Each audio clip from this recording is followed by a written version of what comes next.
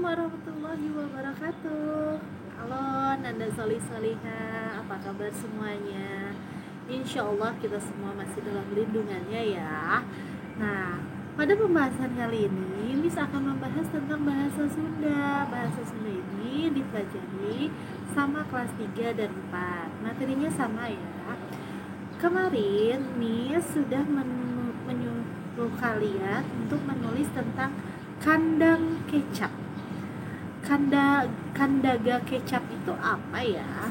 Kandaga itu dalam bahasa Sunda artinya indah, pemandangan yang indah, pemandangan yang bagus.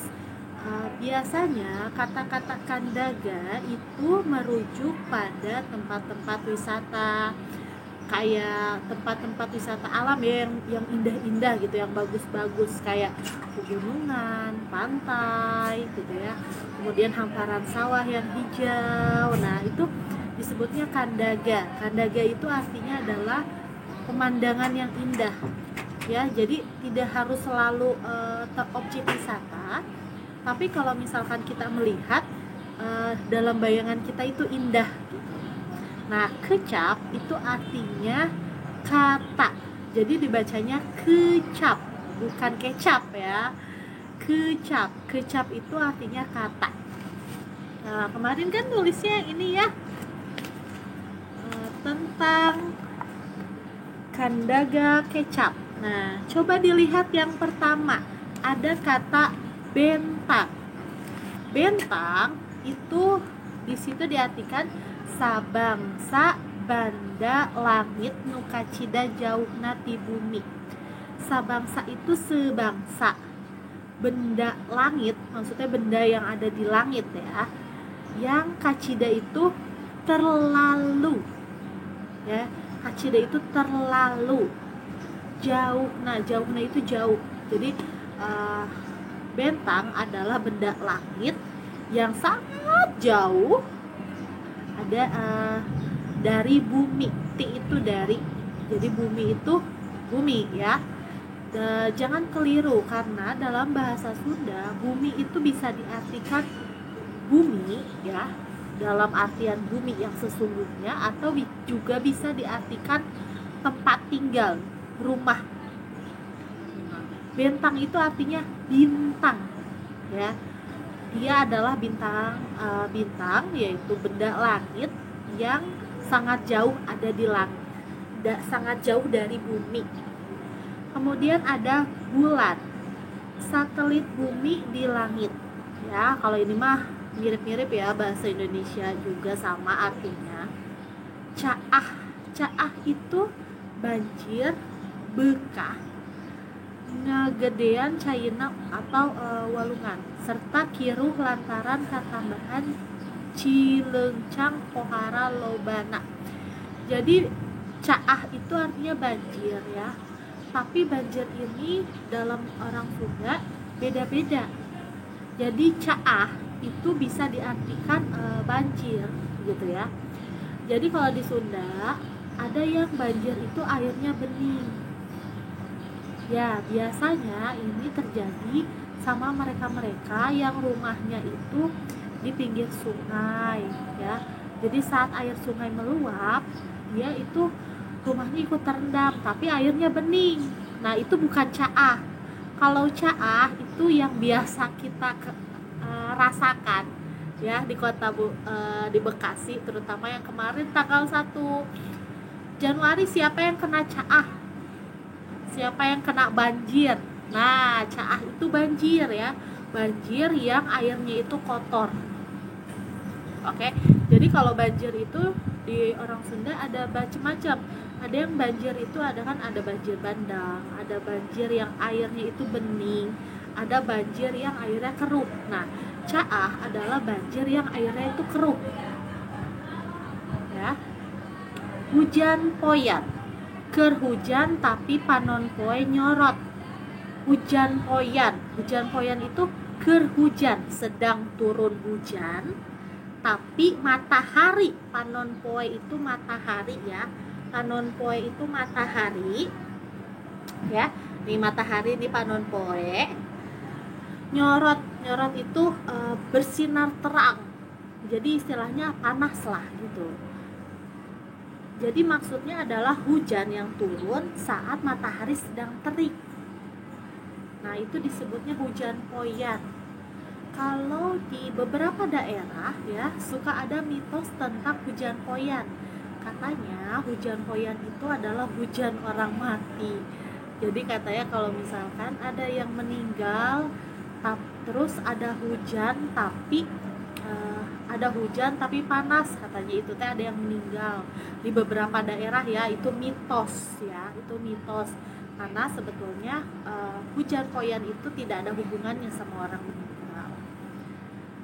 Kemudian kata berikutnya adalah katumbiri atau kuwung-kuwung. Cai hujan anu dipecahkeun ku kekeprul cihujan serta merupakan pelengkung di langit. Ketumbiri itu punya nama lain yaitu kuwung-kuwung ya. Maksudnya ketumbiri itu adalah pelangi ya. Jadi kuwung-kuwung itu adalah air hujan, cai hujan anu dipecahkan, air hujan yang dipecahkan ya, membuat cahaya melengkung di langit ya.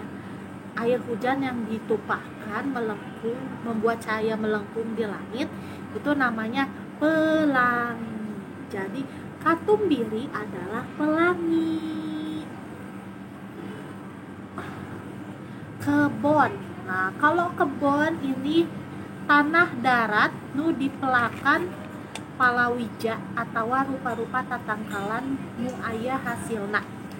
Jadi kebon ya, kebon itu adalah lahan tanah tapi dia itu ditumbuhi tumbuhan yang bisa dimanfaatkan ya.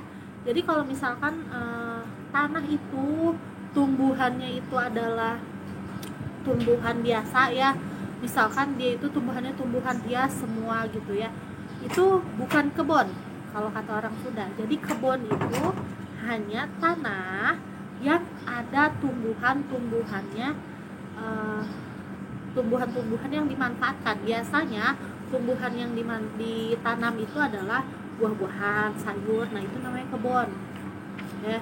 Jadi kalaupun cuma satu petak ya, tapi kalau isinya itu adalah tumbuhan-tumbuhan yang bisa dimanfaatkan. Misalkan kalian cuma punya seukuran 1x2 meter nih ya, panjang di rumah kalian. Kemudian mama kalian nanam di situ itu tomat, cabe, sawi misalkan. Nah, itu disebut kebun kalau kata orang Sunda.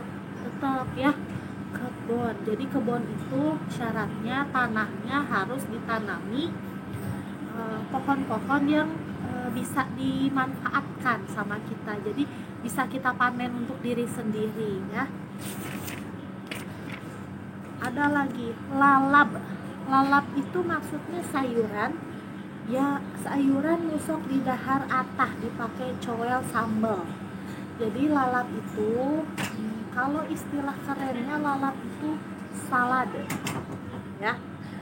Nah, kalau kata orang bule itu salad ya. Lalap itu saladnya orang Sunda gitu ya. Jadi sayurannya mentah ya, sayurannya nggak ada yang matang, semuanya mentah ya. Dan sayurannya itu biasanya dimakan dengan dicocol ke sambal ya. Sambalnya boleh apa aja. Nah, kemudian ada lagi layung. Layung itu adalah warna langit anu semu koneng atau berem. Warna langit yang semu ya, semu itu antara kuning atau merah lantaran karena sorot panon poe dina wanci sore ya. Layung itu sama dengan seperti lembayung. Jadi lembayung itu adalah layung atau lembayung adalah warna langit pas mau maghrib ya. Kalau maghrib itu kan warna langitnya apa? Oranye ya kan, oranye. Jadi kuning mau ke merah. Karena di Sunda itu tidak ada bahasa Sundanya oren, mereka bilang layung. Nah, layung itu kalau dalam bahasa Indonesia adalah lembayung. Jadi warna langit pas sore hari, ya, warna oren kalau kata orang Indonesia. Kalau kata Sunda, kan Sunda itu nggak kenal nama oren, ya. Sunda itu dari sananya, dari dasarnya itu warnanya cuma kenal warna-warna dasar saja, ya, warna-warna yang memang dari dulu ada. Kalau oren zaman dulunya nggak ada, ya. Setelah masuk setelah masuk masa-masa penjajahan Belanda, barulah itu di Sunda mengenal warna oren. Nah, mereka menyebutnya oren itu adalah layung karena warnanya itu mirip seperti langit saat maghrib. Jadi warnanya oren. Kalau warna-warna sunset lah, warna-warna sunset tahu kan, ya.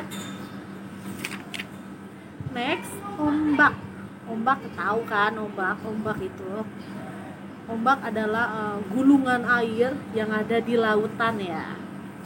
Kemudian ada ombak itu diceritakan di sini cai laut atau talaga, ya. Air laut atau telaga. Telaga itu apa sih?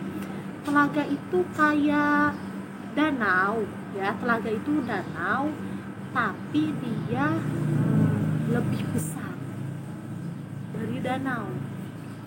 Jadi biasanya telaga itu danau di dekat-dekat pantai. Danau itu ya yang bakalan airnya itu dibuang ke laut, ya, itu telaga.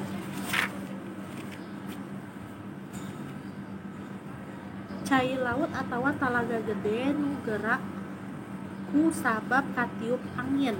Jadi air laut yang bergerak karena tertiup angin.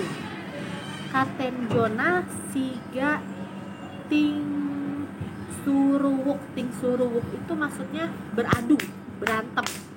Ting suruwuk itu berantem. Jadi air laut itu terlihat seperti ribut dengan sesamanya karena si air laut itu didorong sama angin gitu. Ting suruwuk namanya.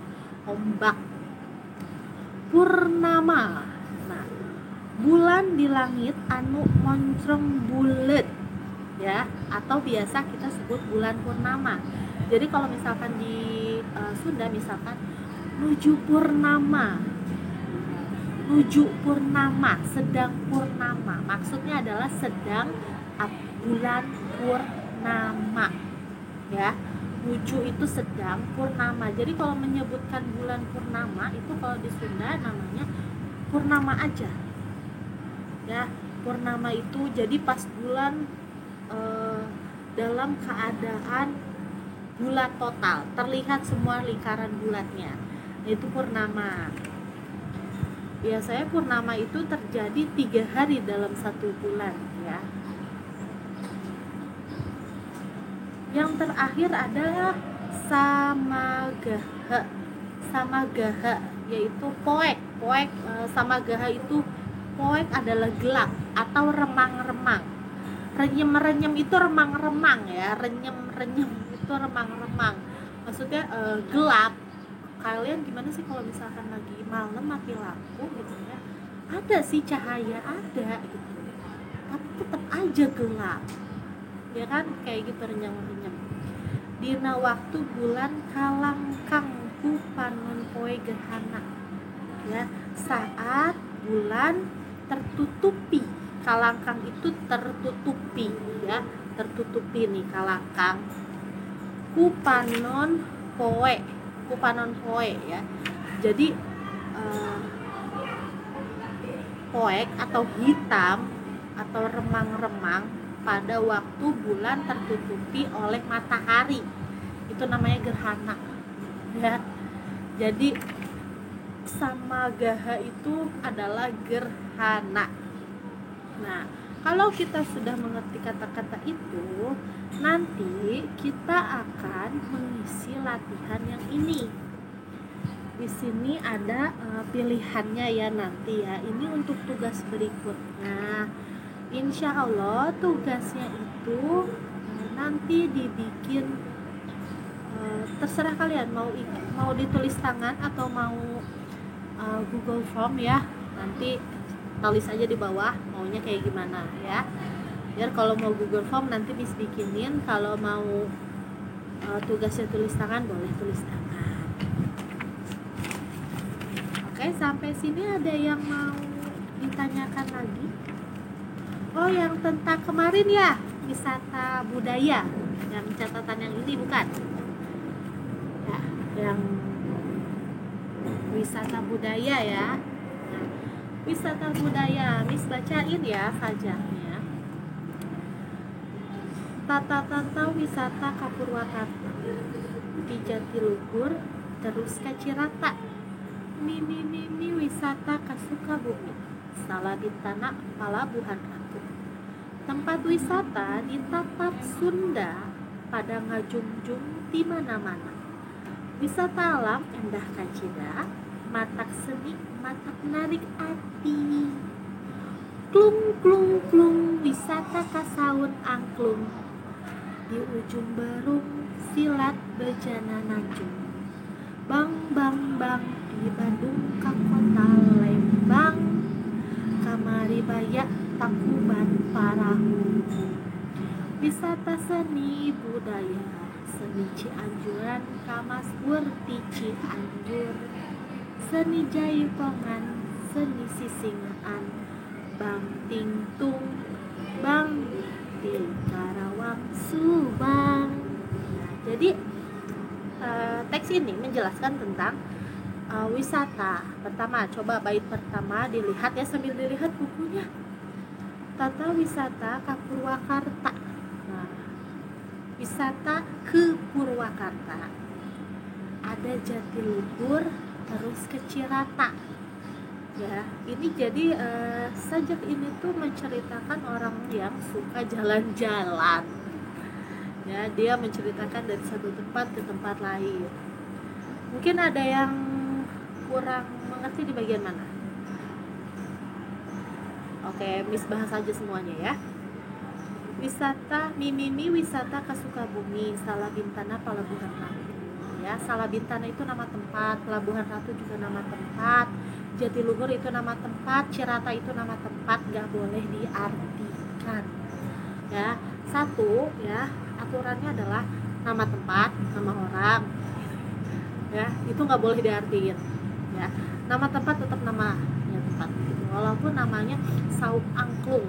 Kalau Saung Angklung itu ibarat kata diterjemahkan rumah angklung, tapi gak boleh diganti, tetap aja Saung Angklung. Kemudian yang bait kedua, tempat wisata di Tatar Sunda. Tatar itu maksudnya adalah daratan ya, wilayah ya, wilayah pada ngajungjung di mana-mana, datang dari mana-mana gitu. Pengunjungnya itu tuh dari mana aja ya. Jadi di Sunda ini ada banyak wisata yang pengunjungnya itu bukan cuma orang Sunda. Wisata alam endah kacida. Jadi wisata alam itu sangat indah.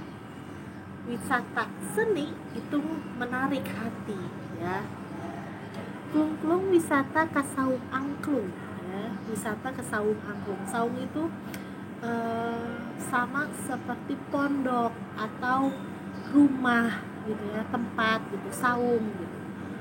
Jadi saung itu seperti pondok atau bisa juga dalam bentukannya rumah, tapi sisa kalau yang namanya tulisannya saung ya, itu biasanya tidak ditinggali walaupun bentuknya rumah gitu ya. Tapi kalau namanya saung, kalau buat orang Sunda itu nggak ditinggali. Jadi itu cuma untuk acara-acara aja, naruh barang doang, untuk tempat istirahat. Itu biasanya jarang ada orang yang tinggal dan menetap tidur di situ. Soalnya kalau namanya udah tidur di situ, ya itu namanya jadi rumah, jadi bumi. Nah, tempat tinggal, rumah bukan lagi saung. Di ujung Berung Silat Benjana Nanjung. Silat Benjana Nanjung ini nama ini ya, apa kalau kita bilang perguruan, bukan. Gini, kalau Jepang kan punya karate, Korea punya taekwondo ya, kemudian kayak Betawi itu punya silat, apa ya namanya, silat apa kalau Betawi, silat Betawi ya. Nah, jadi Benjana Nanjung itu aliran silat gitu. Jadi bukan jurus namanya, apa ya, aliran lah gitu ya, kelompok silat ya, kelompok silat yang di Ujung Berung itu letaknya di mana? Ujung Berung itu di Bandung, dia masuk ke dalam Kabupaten Bandung ya, Ujung Berung. Nah, jadi di Ujung Berung itu ada silat yang memang asli dari Ujung Berung. Kayak kalau misalkan di Sukabumi ada silat Jampang namanya. Jadi tiap daerah itu silat itu kan ilmu bela diri ya, khas Indonesia, tapi tiap daerah punya namanya masing-masing, punya alirannya masing-masing. Nah, kalau di Ujung Berung namanya Benjana Nanjung. Jadi ini nama aliran ya, nggak boleh diartikan. Bang ti Bandung ke kota Lembang ya, dari Bandung ke Lembang. Dari Maribaya ke Tangkuban Perahu. Maribaya itu nama tempat wisata, Tangkuban Perahu juga nama tempat wisata. Wisata seni budaya, seni Cianjuran Kamasur ti Cianjur. Jadi ada seni Cianjuran terkenal dari Cianjur gitu. Jadi Cianjur itu punya seni ya, punya kesenian namanya Cianjuran gitu. Nah, itu terkenal dari Cianjur. Seni Jaipongan, seni Sisingaan. Jadi kalau misalkan kita kan tahu secara luas itu Jaipong itu tarian dari Sunda gitu ya.